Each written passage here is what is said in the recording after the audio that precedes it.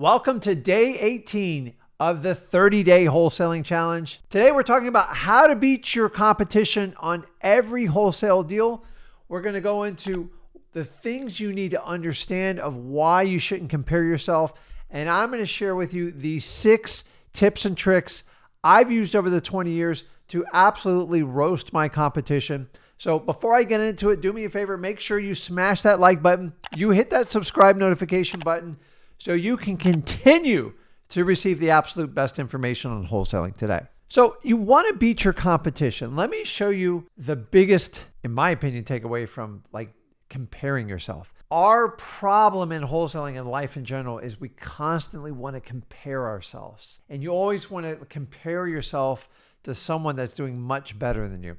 And here's the problem with social media and news today. You have no idea what's real, what's fake. And so when people give a screenshot as I just closed these 9 deals out, and you start doubting yourself, what am I doing wrong? How is he or she able to close so many deals? I can't even get my first deal. And I'm here to tell you is stop comparing yourself, because 90% of the people you're comparing yourself are just fake. If you really want to dive into it, make sure you compare yourself to someone that's actually doing the business. But honestly, it's going to take too much time. So just stop comparing yourself. Because if you're in wholesaling as a marathon and you don't want to be a sprinter and racer, sprinters and racers, they'll win a short race or two, but they always run out of gas. Just look around all the influencers that were in wholesaling 3 years ago. Wholesaling's got a lot more challenging. It's a much different economic time. They're all fading off. Why? Because they're sprinters. So you have to take the philosophy that you're going to run a marathon. And if it takes you longer to learn wholesaling than someone else, who cares? Comparison is the ultimate thief of joy. So you need to compare yourself just like a cross-country athlete would. And so when my daughter did cross-country, the human nature is to try to pace yourself along with someone else. But the problem is you stop playing your game and you start playing your competition's game. And you have no idea what their strategy is, but you try to adapt instantly to match their pace. And you have no idea if that's going to work out for you. So stop trying to compare yourself to everyone else, because you're going to start pacing, and you might be pacing to a completely fraudulent strategy. It might be just their ego that's going on. You have to beat your personal record. So just like in cross country, you have to race yourself. And honestly, if you just get 1% better each day, you're well on your way to be a much better marathon runner. So stop trying to be the guy or gal that wants to win the short race, the sprint, because they never, ever make it in the long run. And if you compare yourself to people like that, you're doomed for failure. Start comparing your actions to the actions you did the day before and hold yourself to a higher accountability. And once you understand that by not comparing yourself to others, you're getting rid of your ego and you're working on yourself every day, and you have a sustainable long-term strategy to be a successful wholesaler. So the honest to God truth to this topic is you inside your head is the biggest competitor you have to deal with. It's all that self-talk, that negative talk you guys talking about. I'm not a great wholesaler. Why is it taking us so long? Stop having a conversation with yourself because you think you're the expert in your head and you have little to no experience in wholesaling. So the last thing you want to do is take advice from yourself. Here's a crazy trick. Just stop listening to the voice inside your head, because you've got to get experience and you've got to get through wholesaling. And if that voice is constantly downing you because it's using your old brain to process a system that utterly made you miserable, why would you use it to guide you through wholesaling? So stop having a conversation with yourself, especially when it comes to wholesaling, because you are your own worst critic, and stop taking advice from a negative person that's inside your head. Just ignore it. Follow the basic guidelines. Go over to freewholesaling.com, and you have to make a commitment. And honestly, I found the biggest competition I've ever dealt with is right here in my head. So stop listening to it. It's an easy fix. Okay, let me give you the 6 quick tips to basically annihilate any of your competition around. Number 1, this is so simple. I got to tell you, but I got to remind you. Stop trying to be somebody else. If you learned this business from some master guru or something, stop trying to dress like them, sound like them, look like them. It doesn't matter. Your sellers don't care. They literally don't care. And honestly, you need to be comfortable in your own skin, because if you're not comfortable with yourself, How do you expect to make a motivated seller comfortable in a wild situation? You're not going to be able to do it. So how do you be yourself? It's simple. Just do what you normally do within wholesaling and be yourself. If you're out for win-win situations with seller, make it show and use your superpower that God gave you. If you're super funny, make people laugh, some of the best medicine on earth. If you can make someone laugh, you have a great chance of getting a deal. Be empathetic, be a problem solver, provide solutions, provide statistical information to help your clients out. But most of all, just be you. And if you are yourself, that vibration goes across your seller and it puts them at ease. And that's how you get the best deal. And honestly, you don't have to worry about rising up to your competition, because if you're the best version of yourself, you will absolutely crush any of your competition. Step number 2 to beat your competition, answer the phone. If you have any inbound marketing, phone calls from Reverse Driving for Dollars, direct mail, any type of flyers, any type of letters you send out, and you put a phone number in there, you'd be surprised. 70% of like real estate investors, wholesalers, whatever you want to call them, they don't answer their phone. And that's your first impression. Listen, I came up in a wholesaling environment where you didn't actually have to answer your phone live, but I always did. And I've been answering the phones live since 2003, and we do it within our company. I don't answer them live, but having somebody bought in to answer the phones is everything. And let me explain why to you. When you answer the phone, you create an incredible first impression, because now I have a human and most people are thinking you're like a business.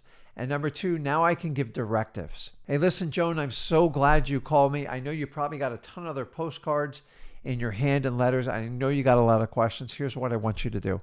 I know we're going to meet tomorrow at 9 a.m. What I want you to do is when you get off this phone is I want you to throw away all that other material, and I don't want you to call anyone else, because I don't want to create any more anxiety for you. I want to help solve your problem. Can I get you to commit to doing that for me? Oh, absolutely. I don't want to make any more phone calls. Awesome, Joan.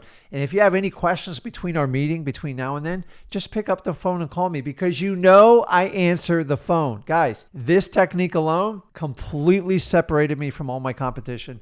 For 10 years, all my competitors told everybody in their training, don't ever answer your phone line, let it go to recorded message. Do you like when your call goes to recorded message? Think about this. A motivated seller picks up the nerve to call off of your sticky note or a piece of direct mail, and then you don't answer the phone. And it took a lot of guts for them to call, and they just assume you're another business. You're going to treat them like another number. Answer your phones. You will annihilate your competition. It doesn't mean you have to answer it, but have somebody on your team that has complete buy-in. It will change the trajectory of your wholesaling business. Number 3, you have to convert scripts to conversations. If you're relying on scripts, it's okay. It will give you direction, but eventually you're going to get flustered, meaning someone's going to ask a question out of order, and then you're going to try to find yourself on your script, and you're going to get lost. If you want to learn how to turn scripts into conversations, go over to freewholesaling.com. We teach it in detail. But the key is conversations. Why? Because a conversation is a naturally flowing event that puts your sellers at ease and creates a certain likability and really draws them into you. A script feels very transactional. It is a checklist. So how do you convert it? Number 1, understanding a script is just a guideline. And you have to eventually learn how to work outside your script. At freewholesaling.com, we teach you the acronym MCTP, because those are your basic 4 qualifying questions: motivation, condition, timeline, and price.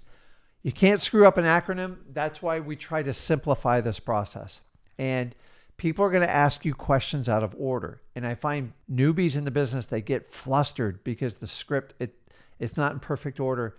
No, learn how to have the art of a conversation. And the art of a conversation is just taking a simple acronym like MCTP and knowing when they ask you a question out of order, you don't get flustered. So the key with a conversation is you have to ask very open-ended questions.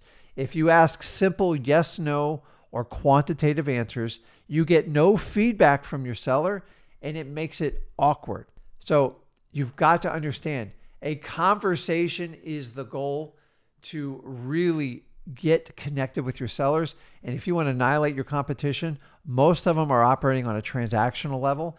If you can convert it to a conversational level, it is the difference between night and day of being a successful wholesaler and just being an average everyday wholesaler. Remember, relationships win over any of your competitors because most of them are at the transactional level.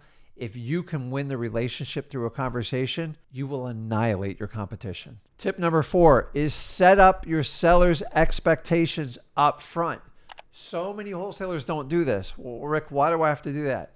Listen, when sellers meet with you, they're naturally uneasy because they don't know what's going to come out of your mouth. They don't know if they're going to like you. They don't even know if they're going to do business with you. They don't know how long you're going to take. Have you ever been in an environment where you don't know any of the answers and it just creates anxiety? So the best thing you can do is set up the expectations so they know exactly what's going to happen so they can put their guard down and be at ease with you. You see, so many wholesalers come in and just try to attack on price. This is when we're going to close. This is what we're going to do.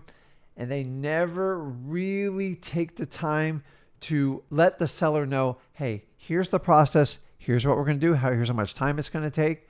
And here's what's going to happen at the end. And this is the perfect part that we teach over at freewholesaling.com to have that upfront agreement with your seller. And it simply states, Mr. Seller, at the end of our appointment today, I'm going to get to know you really well. I'm going to get to know your house, your family. You seem like a wonderful guy. And you'll have a decision to make. And you're going to say, listen, either, hey, I really like you, Rick, and I want to work with you, or I don't like you, and I don't like what you're offering, and that's a hard, I don't want to work with you, and that's a no. Either way, I'm okay with a yes or a no, but a decision has to be made. Are you okay committing to making that yes or no decision at the end of our conversation today? And 99% of the time, they say absolutely yes. Why is that important? Because now you've set up an expectation. You tell them how long you're going to be there, what to expect, and you tell them at the end, I need you to make a decision. And if they can't commit to making you a decision, why are you going to go through this long-winded process when they're just going to leave you in the maybe land? Either way, a yes or no is a positive outcome. A maybe is the worst outcome. And you didn't meet their expectations and they're very uncomfortable with you. And a maybe 9 times out of 10 is just an excuse to find someone else that's a better fit to buy this house with different terms. So expectation is huge. Most sellers have no idea. They don't know if you're going to meet with them 4 hours or 20 minutes. And honestly, when you put that at ease and just let them know, hey, I'm coming in. I bring no paperwork. I don't do anything. And we're just going to have a conversation and get to know each other. And you're going to make a decision by the end. Simple conversations like that have an incredible impact on the outcome of a wholesaling deal. Do not skip expectations, because so many times when you go into a new environment, you don't know what to expect. And the sooner people spell it out, the calmer people become. Don't forget about your seller's expectations. Coming at number 5 is your word is your honor. Most of the time when we negotiate with a motivated seller, we work on a verbal agreement and we hash out when we're going to close, the price, all sorts of stuff, closing costs, everything. And then we write a contract. And a lot of times, let's face it, motivated sellers sign the contract and they don't really overly review it. That's why I like to do the contract right there with them to take that anxiety out. Just let them know we're working together. I'm not trying to snow over them. And the reality is sometimes we make mistakes and sometimes we miss stuff. And the seller goes, you told me you were paying closing costs, but your contract says the seller is supposed to pay their share of their closing costs. This is where your word is everything. So if you break your word with your seller, don't worry about what you have on a contract because it ain't going to stick. And if you try to enforce a contract on a seller when they honestly thought you were paying for closing costs and you said it and you didn't clarify it in the contract, you just got to do the right thing. I'm telling you, I've seen more wholesalers try to push a contract on a seller when they did a verbal agreement and somehow it got misconstrued in the contract. Do the right thing. Your word is your bond. If you say you're going to do something, meet your seller's expectations and get it done. Do not hide behind a contract. I get it. Sometimes sellers bend it or they want to push for stuff. I'm not talking about in those instances. It's when you know material fact has been missed in the contract and you committed to it, make it right and fix it because your word is your bond in real estate investing. Okay, number 6, which I love it. Either your first or your last. I call it first last. What do I mean by that? This is a competitive advantage I've learned in 21 years of wholesaling. And it goes just like this. If a motivated seller contacts you and you qualify them and it seems like a good fit, and you know there's multiple other appointments, 2 or 3, might be other realtors, might be other wholesalers, it doesn't matter, but they've already spilled the beans. Now, I am not scared of any competition. Honestly, sometimes it makes it easier for me. So what I do is I try to set up the appointment first. So it says, Rick, you're coming at 10. I got Liz coming at 11. John's coming at 12. And then a realtor at 1 o'clock. Okay, 10 o'clock. I'll be there at 10. That's all I say. I show up early. I show up at like 9:30. I get in, get it done. I let them know. I go, listen, I know you're meeting with a lot of other people. And like, I think you're really making a smart decision. I never talk negatively about the competition. That's a given. I didn't even make that a rule, but it's a given. And I let them know, listen, when you're done with that, I'm going to swing by about 1:30.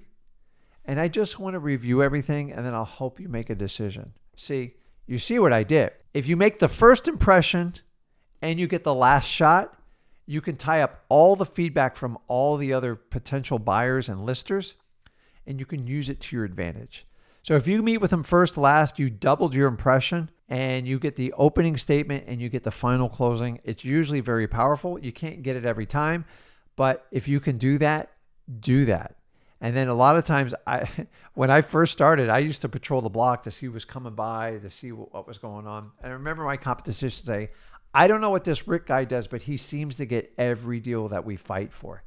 And here's the difference is I just care more. I take more time than anybody else to get these deals down. I'll meet with a seller first beforehand, and then I'll meet with them when I know they're done.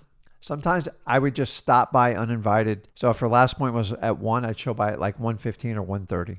And guys, the first to last approach, it's powerful because you get all that information, get your feedback, and you can solve all their doubts on that last appointment, and you make the first impression because you talk positively about everyone and you tell the seller they're making a smart decision. The first last approach works really well. I found this out the hard way. I always wanted to be first, and I go, well, you really want to be last? And I said one day, why don't we be first and last? Let's just beat out all our other competition. Because you know why?